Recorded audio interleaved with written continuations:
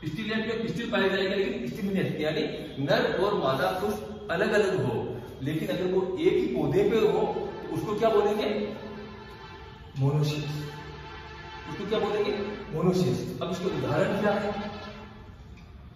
मेज, केसर,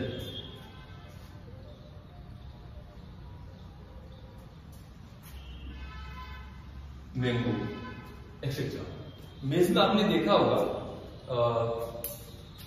ऊपर जो नर भाग पाया जाता है और नीचे सिल्क होता है, ऊपर टेसल होता है। अधिकतर जो खेती करते हैं उनके बारे में जानते भी हैं इसके बारे में कि मेज का इसका महत्वपूर्ण उदाहरण है। एक इसके बाद में आता है डायोसिस। डायोसिस के अंदर क्या आता है? डायोसिस के अंदर जब स्टेमिनेट और पिस्टिलेट खराब अलग अलग पौधों पर पाए जाते हैं, यानी नर पुष्प एक पौधे पे पाया जाता हो और मादा पुष्प दूसरे पौधे पे पाया जाता हो, उसको बोलते हैं डायोसिस। और इसका उदाहरण है डेट पाम, पिस्ताचियो नट, जो पिस्ता बोलते हैं इसको। अब इसमें दूसरा पपैया का भी दे रखा है, लेकिन papaya is not reliable example. Papaya के साथ क्या है? पपैया सभी में पाया जाता है, अधिकतर मोनोसिस का भी उदाहरण मिलता है पपैया का अंदर। कई इसकी है जो पपैया मोनोसिस भी है और कई जगह पे डायोसिस भी है। पपैया को जनरली अवॉइड करते हैं। डेट पाम और पिस्ताचियो इसका है। मोनोसिस के अंदर तो इसके अलावा भी आपको दूसरे उदाहरण भी मिल जाएंगे। स्क्वाश है, बनाना है, बनाना में स्क्वाश में भी पाया जाता है, जो कुकर मिर्च है आपका, उसमें भी ये डायोसिस है। तो ये I think it is clear. अभी समझ में आएगा कि हार्मोक्लोराइड क्या होता है? बाइसेक्सुअल उगनी। मोनोसिस क्या होता है? एक लिंग नहीं पूरी का मतलब अधिकतर ब्लड कंफ्यूजन कर जाते हैं एक लिंग आश्रित। एक लिंग आश्रित आप इसको बोल सकते हैं। इसमें क्या होता है? नर और मादा पुष्प एक ही पौधे पे पाए जाते हैं, यानी उनकी जीनोटाइप में कोई फर्क नहीं आएगा। दोनों की जीनोटाइप पे ऑलमोस्ट उसी पौधे पे डिपेंड करेगी। लेकिन यहाँ पे जो डायोसिस है वो अलग है। हार्मोक्लोराइड और मोनोसिस, इनकी जो जेनेटिक कॉन्स्टिट्यूशन होगा F1 का, अगर आपने बाहर से आउटसोर्सिंग नहीं करवाया तो ऑलमोस्ट सिमिलर होगा। समझ गए? दूसरा डायोसिस के अंदर वो जेनेटिकली डिसिमिलर इसलिए होगा कि आप उसमें वो जो एक पौधा दूसरे पौधे पे डिपेंड करेगा और एक दूसरे के ऊपर वाइस वर्सा, जैसे डेट पाम, पिस्ताचियो नट एक्सेट्रा इसका उदाहरण है। अब हम क्या पढ़ेंगे इसके बाद में? जो गेमिस्ट जो स्पोर जो बनते हैं, इनका प्रोसेस क्या होता है? थोड़ा सा थोड़ी सी यूज हो रही है, थोड़ा जितना, तो इसको दो भागों में बांट रखा है इसने।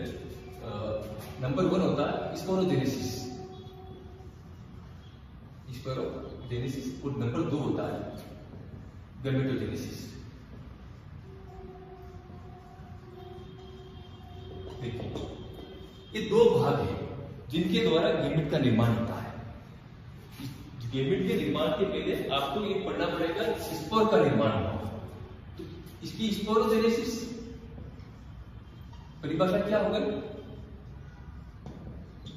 प्रोसेस ऑफ प्रोडक्शन ऑफ या production of male and female gamete production of megaspore and microspore in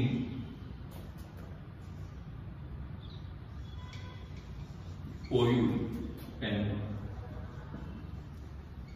anther, और यहां पे लिख दे रेस्पेक्टिवली।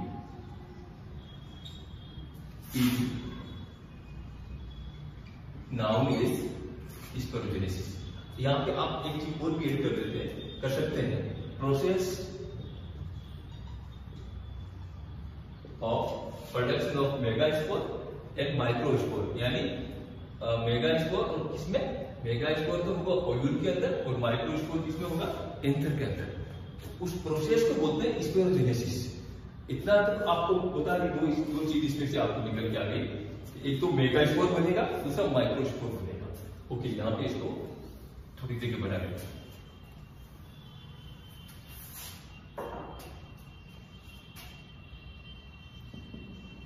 इसको इसके आधार पे माइक्रोस्पोरोजेनेसिस, इसकी परिभाषा आप अलग से भी लिख सकते हैं, प्रोडक्शन या प्रोसेस ऑफ प्रोडक्शन ऑफ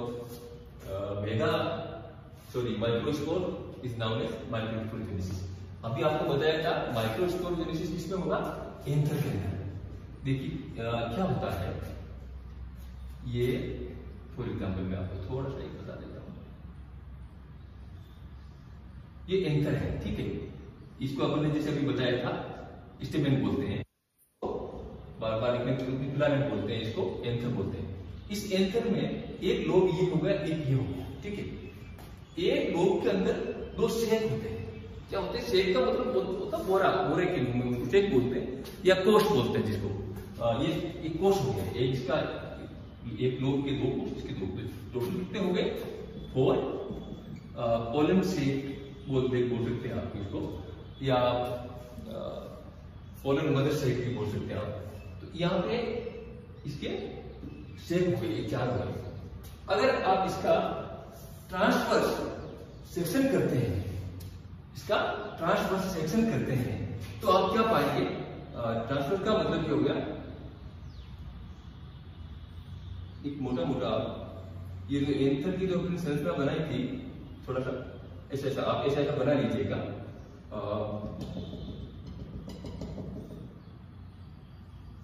ये आप देख लीजिएगा, ये जो बाहर की तरफ क्या है, एंथर का वॉल, अंदर की तरफ जो है इसको बोलते हैं माइक्रो स्पोरोएंजिया, स्पोरोएंजिया या माइक्रोस्पोरेंजियम, माइक्रोस्पोरेंजियम। ये क्या करता है, ये मैच्योर हो जाएगा, तो यहां पे क्या बन जाएगी,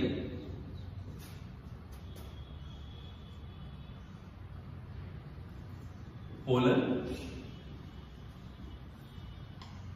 मदर सेल, इसको बोलते हैं पीएमसी, या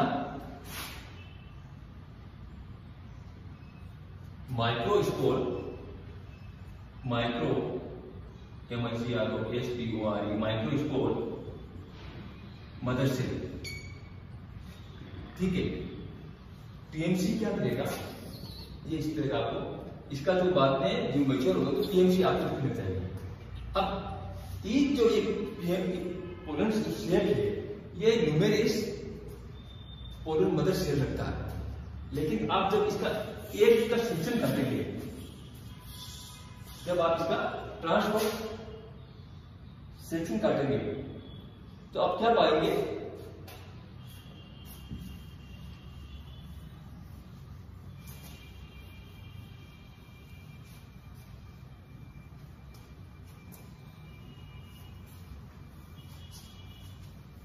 जो आपने यहां से पीएमसी जो ली थी, पीएमसी क्या थी,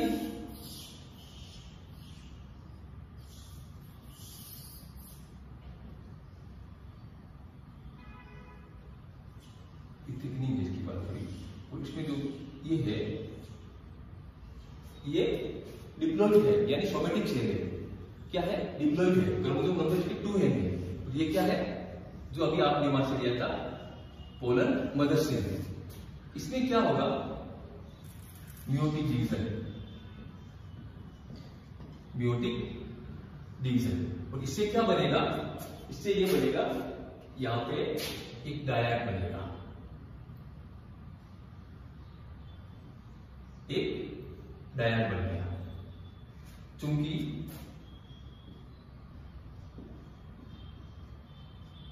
मियोटिक डिवीजन सेकेंड।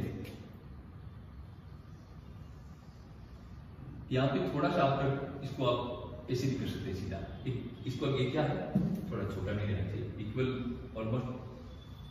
हालांकि इसके बोटनिक सेल के हिसाब से इसको अलग अलग में 2-4 भागों में बांट रखा होता है। इसको बोलते हैं टेट्राइड। या क्या है, डायड। ये सारी जो सेल है वो क्या है, हैप्लॉइड सेल।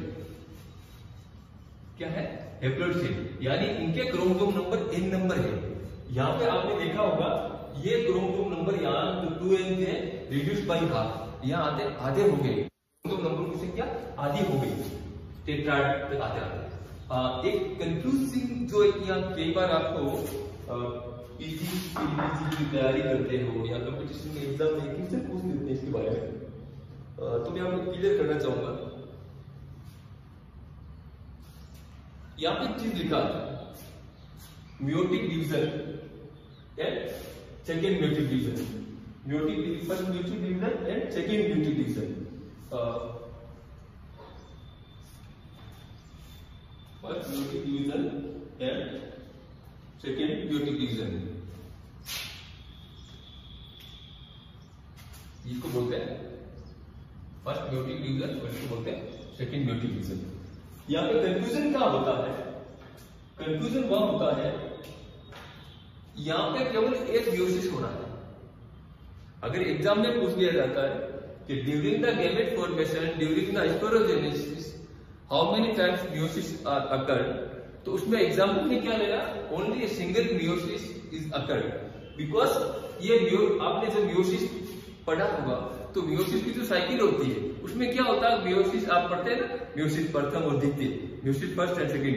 पहले के अंदर क्या हुआ, एक सेल से दो सेल बन गई, एक मदर से दो डॉटर सेल, उसके बाद में 4 डॉटर सेल, तो ये एक ही अर्धसूत्री विभाजन है, दो नहीं है। हाँ, सेकंड क्या है, जब मेल गैमेट का निर्माण होता है उस टाइम में माइटोटिक जो डिवीजन है या समसूत्री विभाजन है वो 2 बार होता है। याद रखिएगा, समसूत्री विभाजन 2 बार होगा किसमें, मेल गैमेट के अंदर। फीमेल के अंदर 3 बार भी हो सकता है, 2 बार भी हो सकता है, वो ऑक्टार्टिक बन सकता है, वो डायर्टिक बन सकता है, वो बाद में बताऊंगा इसके बाद में। लेकिन मियोटिक डिवीजन 1 बार ही होगा। अब दूसरा एक दूसरा क्वेश्चन जो पूछते हैं जनरली क्या होता है, स्पोर का नाम आता है, दूसरा आता है गैमेटोजेनेसिस, गैमेटोजेनेसिस। तो गैमेटोजेनेसिस आता है या गैमेट बनते, गैमेट पे क्रोमोसोम नंबर आधे होते हैं, तो ये दिमाग में आ जाता है कि यार मियोसिस तो गैमेट में होगा। लेकिन यहाँ पे ध्यान देने वाली बात क्या है, स्पोरोजेनेसिस है उसमें तो क्या होगा, मियोसिस, और जो गैमेटोजेनेसिस है उसमें क्या होगा, माइटोसिस। इसमें मियोसिस नहीं होता, गैमेटोजेनेसिस में मियोसिस नहीं होता। तो एग्जाम में ये चीज आपको याद रखनी है। ये टेट्राड बन गया यहाँ पे। अब आपको इसमें क्या होगा, टेट्राड के बाद में ये जो इसकी एक बाहर की तरफ, क्योंकि इसका साइटोप्लाज्म है वो अभी अलग नहीं हुआ, जो होता है कैरियोप्लाज्म, साइटोप्लाज्म, ये अभी अलग नहीं हुआ है। तो साइटोकाइनेसिस, कैरियोकाइनेसिस, तो कैरियोकाइनेसिस तो 4 बन गए, साइटोकाइनेसिस नहीं हुआ। तो यहाँ पे क्या होगा, ड्यूरिंग द मैच्योरेशन होगा तो क्या होगा, ये सेल यहाँ से ब्रेक हो जाएगी और अलग अलग हो जाएंगे। और इसी प्रकार जब जो मैच्योर होगा तो यहाँ पे एक एन नंबर बन गया, और ये इसकी जो वॉल है ना, ये थोड़ी सी थिक हो जाती है। क्या होगा, ये वॉल थोड़ा थिक हो जाता है, इसमें क्रोमोसोम नंबर एन में जाएंगे और इसको क्या बोलेंगे, पोलन ग्रेन, नहीं इसको आप सॉरी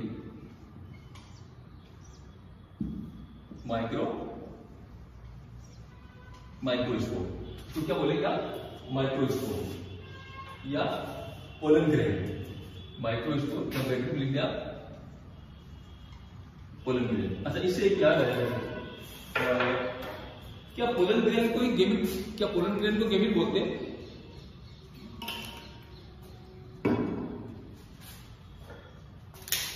एग्जाम में कई बार पूछ लेते हैं, क्योंकि यहाँ पे पोलन ग्रेन बन गया, माइक्रोस्कोप बन गया, तो क्या यहाँ पे मेल गैमेट का निर्माण हो गया?